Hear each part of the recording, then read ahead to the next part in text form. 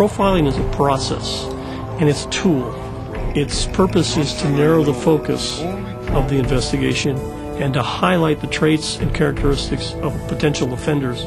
In what ways do they make themselves vulnerable to our investigative techniques? My postdoctoral training was in cognitive behavior therapy, and it gives you a whole bunch of tools that you can use. Relaxation training, for example, or guided imagery, where you have the hitter imagine himself slowing the ball down and swinging at it. And there's fairly decent research that you can later actually produce the behavior. There's an interesting, legitimate scientific component to neuromarketing, which is, do people pick things that are good for them? And if they don't, can we help them make better decisions? Is there the way to maybe cut down on the rate of expensive product failure and get things in consumers' hands and mouths that they really do like? Babies are a challenging group to study. They can't talk to us in language. They can't tell us what's on their mind or why they did what they did or what they're thinking about something. And we have to be a lot more subtle about what kinds of responses we're going to measure. No one in this courtroom can deny the suffering that Mr. Our objective is to understand how are people in general going to react to the case. How are they going to process and filter and utilize information in reaching their personal decisions. And if you can understand that, you can build a model of decision making and reach conclusions as to how to best present the case. We use a lot of different training tasks in our study of memory in laboratory rats. Is we start the rat by placing it in the water and allowing it to swim around, and it doesn't know there's anything in it, but it will bump into the platform just by accident. We can then ask, does the animal remember the next day where that platform was? And if the rat swims and spends its time where the platform used to be, then we say it remembers that the platform was there the day before. Dedicated professionals at work. On the surface, there doesn't seem much to connect them, but they do have one thing in common. They're all psychologists.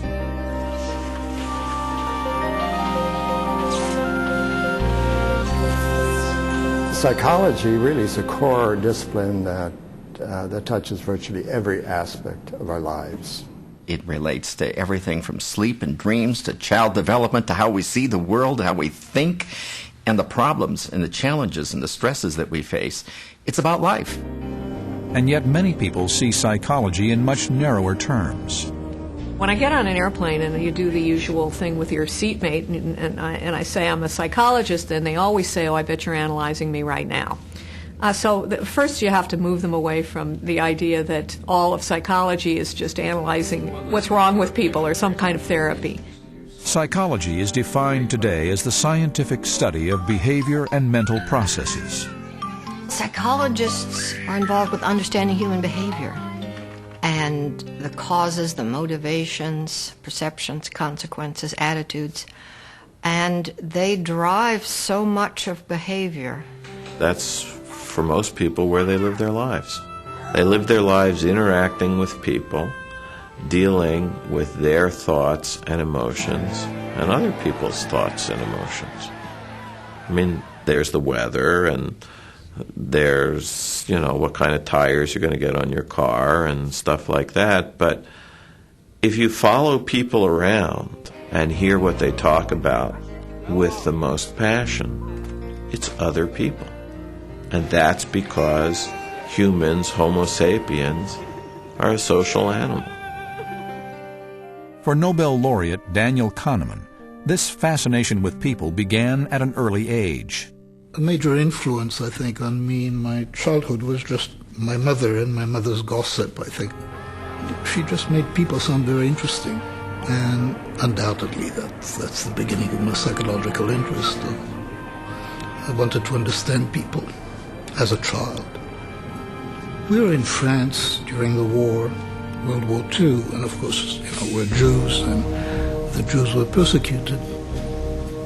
And the Germans had passed the regulation the Jews had to wear a yellow star to identify themselves. And there was a curfew for Jews at 6 p.m. And I had gone to play with a friend. I still remember the place, actually. And forgot myself and forgot the time. And it was after 6, and I had to go home. And so I turned my sweater inside out, and I walked home. And not far from home, the street was empty. There was a German soldier that I saw walking toward me, and he was wearing a black uniform.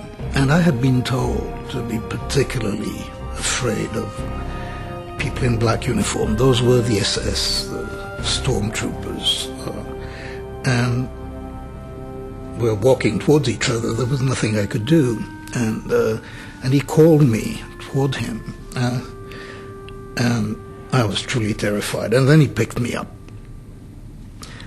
and he hugged me. And I remember the fear that he would see the star inside my sweater. But he didn't. And he let me down, and then he pulled out his wallet, and he showed me the picture of a boy, obviously his son. And he gave me some money. And then he went. And I went home. And, the complexity of that event, the fear, the affection, that people can be, obviously good and bad at the same time, that had a very big effect on me. The class is about psychology and, in particular, how people are influenced by their own environment, their cultural situation.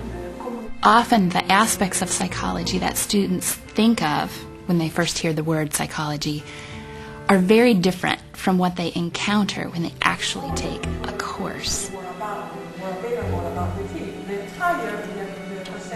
Students come to see that they have to strip away a lot of things that they assumed to be the case or assumed to be true and work from the ground up in order to build a knowledge base.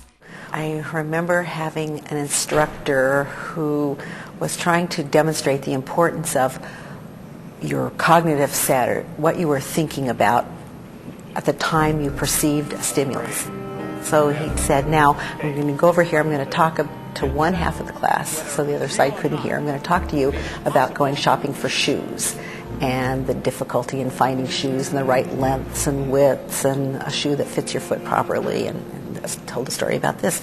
So then he stopped and he went over to the other side of the room out of the first side's hearing, and he talked about traveling and how it was wonderful to travel and the difference it made in your life. And he talked about some of his favorite places in the north of Africa. And then he came back to the middle of the room and he said, okay, now I'm going to say something, and I just want you to write down exactly what you hear. And he stood in the middle of the classroom and he said, Tripoli. And so then he said, show me what you wrote. So the people who'd heard all about shoes wrote triple E. And on the other side of the room, he collected the papers, and all of those people had written Tripoli, as in the city. For me, here was a person saying one thing, but depending on what people already had in their heads right before that, what they heard was something quite different. And it seemed to me, wow, that's powerful, because the world just isn't out there. We don't just take it in. We don't just perceive what's in the world. Actually, we construct. But the way we construct the world around us is not always the same, one person to another. It is colored by genetic and environmental factors, by the culture that pervades our waking moments. Well, some people may end up getting the impression that people are people, no matter where you go. And this is true to some extent. People eat, sleep, drink, and everything else. However, exactly how they do this and the point of doing this may vary tremendously across cultures. And oftentimes, those subtle, seemingly subtle nuance of meanings do have tremendous consequences in your life. It's our human nature to think that other people see the world as we see it, and they think and have the same priority and values that we have. And I think that one of the benefits of college in general, but especially an Intro to Psych course, is it's a survey course over many, many different areas of psychology, so you're studying people from many different perspectives. You walk away with that with a very different outlook. Many of psychology's current themes can be traced back to questions that have confronted scholars throughout history.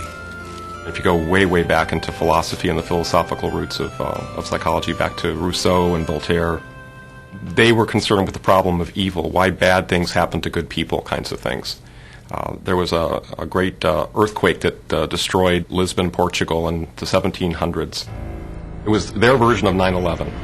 3,000 people were killed, the city was in flames, it was destroyed, and for Catholicism, for most of Europe, it was a totally catastrophic event because they believed that bad things were caused by God just like good things were caused by God, and this must be a punishment. This must be something they did wrong, sort of like Noah and the ark and the flood.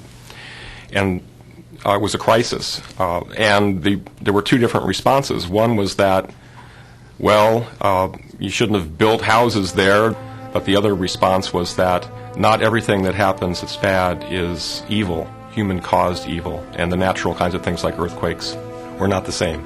So how much of what happens in the world is our doing as people, as human beings, versus forces outside of our control? Early scholars were also intrigued by the mind and the body. Are they separate, they asked, or interconnected? Just what is this mind stuff made of? What are its elements? What are its structural and dynamical properties? How does it behave over time? French philosopher René Descartes viewed the mind or soul as separate from the body, but somehow able to influence it. And Descartes had a theory then of the mind somehow wigwagging a useless gland in the brain called the pineal gland. No use for it was known in Descartes' day, much less its origin. The soul has its principal seat in this little gland, which exists in the middle of the brain. The machine of the body is so formed that from the simple fact that this gland is diversely moved by the soul, or by such other cause, whatever it is, it thrusts the spirits which surround it towards the pores of the brain, which conduct them by the nerves into the muscles, by which means it causes them to move the limbs. So he thought, lack of anything better, that would be his explanation of how mind worked on body. Contemporary psychologists tend to see mental and physical processes not as separate, but as unified. Mind, again, is just an informal term. Properties termed mental are just properties of some organical system, primarily the brain. So we call mind as just a way of looking at mostly the brain at a certain level of abstraction. It's not in the foot. We know that. If my foot is amputated, I think the same way. If my head is amputated, I don't. So it's plainly in the brain. So what we call mental is just some aspect of the world that's mostly associated with the brain. So you want to try to relate the properties of the brain called mental with the properties of the brain that are cellular. You'd like to know how they interact. Everything psychological is ultimately biological. Every thought, every feeling, ultimately is a manifestation of something that's happening at the level of the brain. And people have been arguing about, what's the connection between them for a long time. Well, we're beginning to get some answers. We're beginning to understand what parts of the brain are involved in which aspects of the mind. In recent years, the search has been bolstered by the introduction of new scientific tools and approaches. Psychology is concerned with behavior, thought, and feeling. That's our domain. They're the last part of the cascade, but before 1970 or 60, you couldn't study the earlier biological, physiological events that were the foundation for the cascade because the methods were not available. So the ability to put the child or the adolescent in a scanning machine and get fMRI or PET, that is an enormous advantage because that allows you to say, well, what is the contribution of the biology to the psychology? It would be like in astronomy, before you could measure radio waves, astronomers looked through a telescope and they saw stars and planets. They couldn't measure what we now call dark energy. Once they could measure dark energy, all the theories got changed. What this gives us is a new appreciation of how the mind emerges from the brain. How is it that we make decisions? Where do those decisions come from? How neurons interact with each other and just different aspects with which they're modulated. That's going to really allow us someday to be able to understand the fundamental basics of how the brain is able to achieve understanding of the world and how is it that we're able to interact with each other socially. Do these new tools for understanding the brain mean that psychology should simply abandon its traditional methods of scientific investigation? It's interesting because at the birth of psychology as a science, they use physics as a model about how science should be conducted. And what physicists were doing at that same point in time was learning that Newtonian physics, force equals mass times acceleration, was in fact not right. That quantum physics was starting to emerge, and we had understood that Newtonian physics actually wasn't true. But what happened in physics was not a rejection of Newtonian physics. There is no simpler explanation for gross physical phenomena than Newtonian mechanics. So why would you throw it away? I mean, trying to solve accidents and what happened at an accident scene with quantum mechanics is foolish. I mean, it would take you forever and it would be computationally much more burdensome than Newtonian mechanics. And so we retain that part of physics because it solves problems.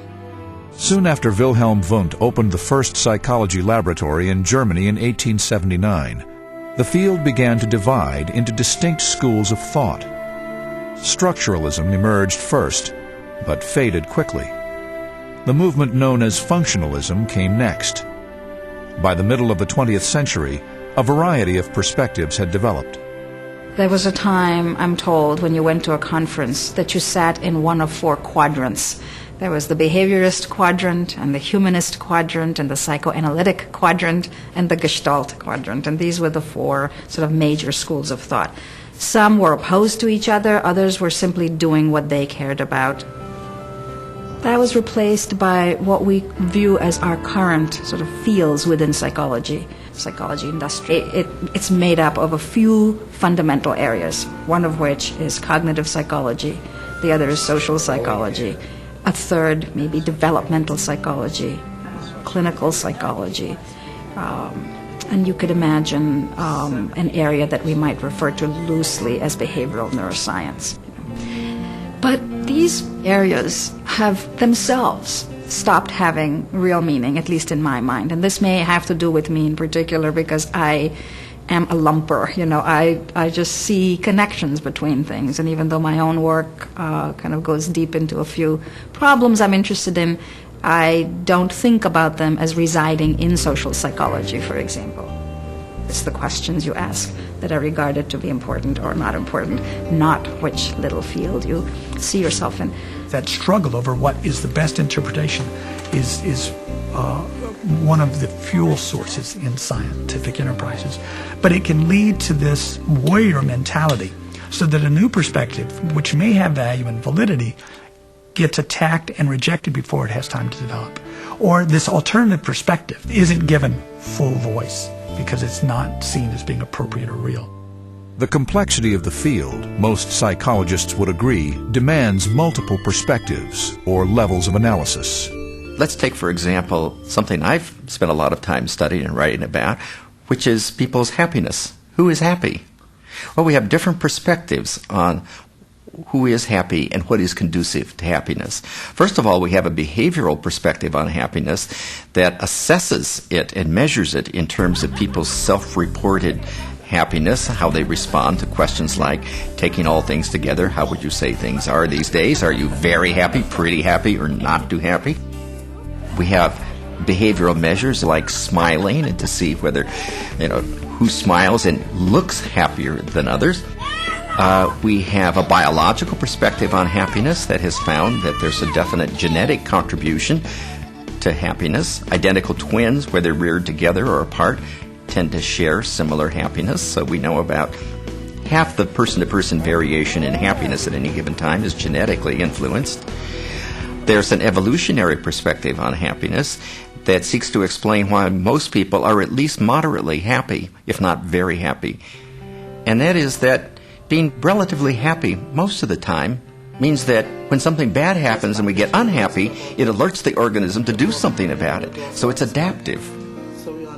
We have a cognitive perspective on happiness that looks at things like people's sense of optimism as opposed to pessimism, which turns out to be a major player in influencing human happiness, or how in control of their lives rather than out of control and externally controlled people think they are. That's another contributor to happiness.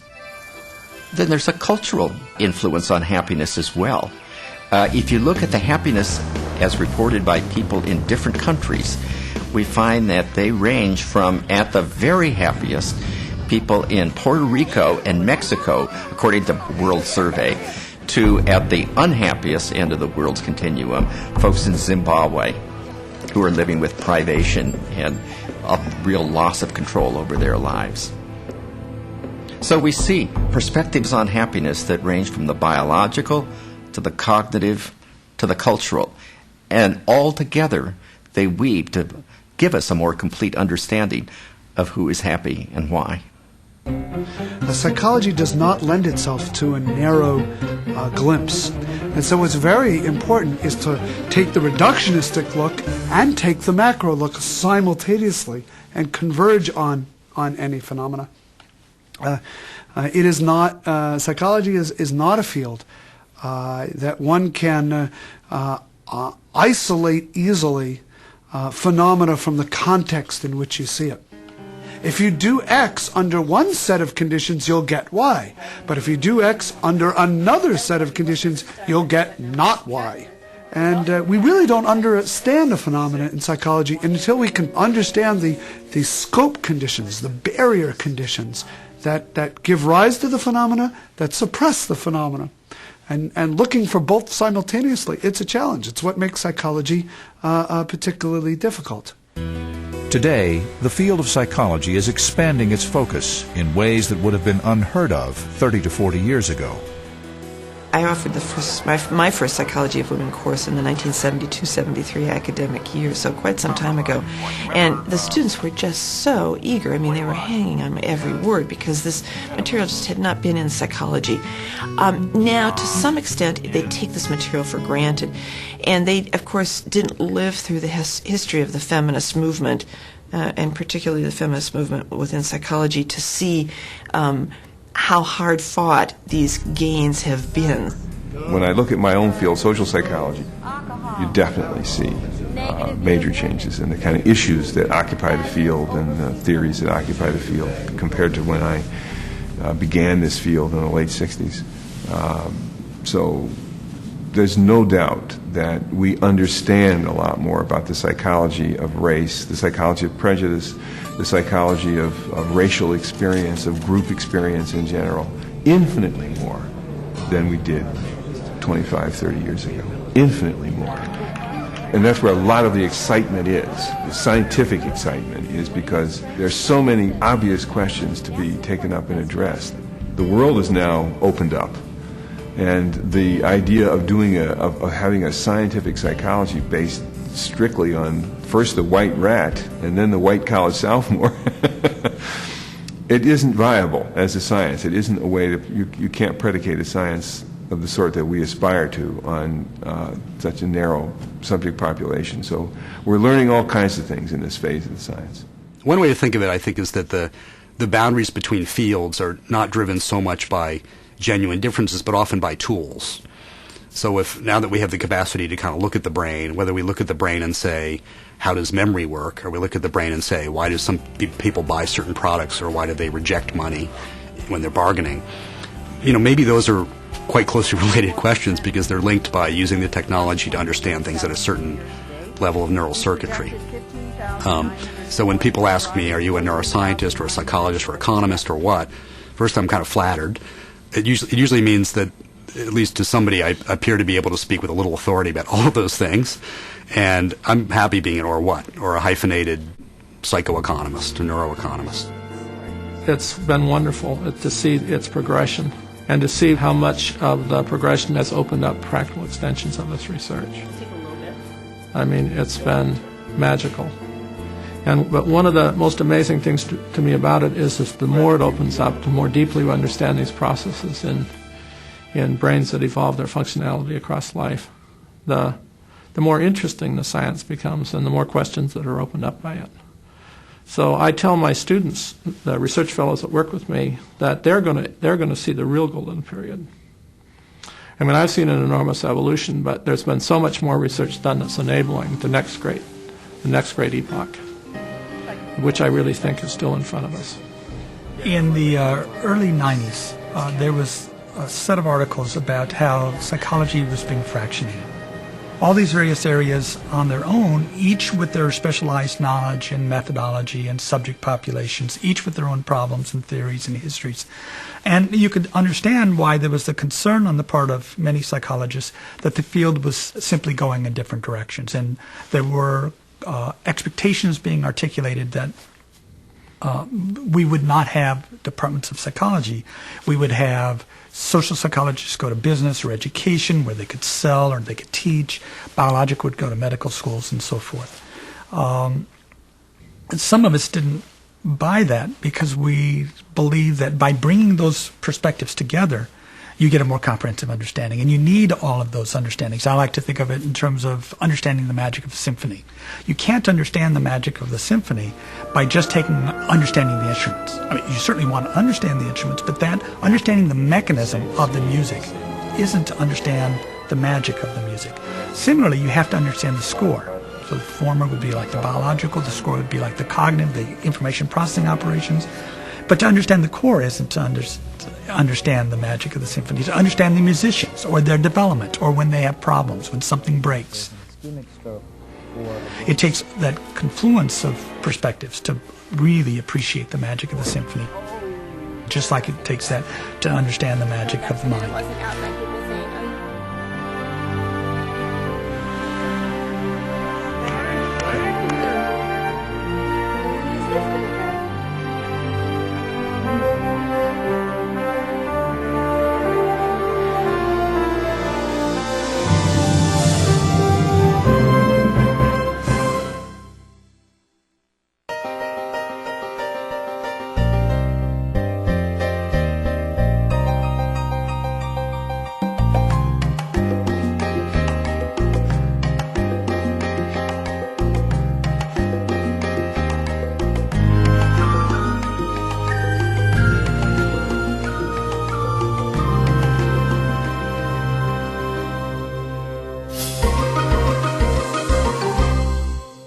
Inside Out is a 22-part series about psychology.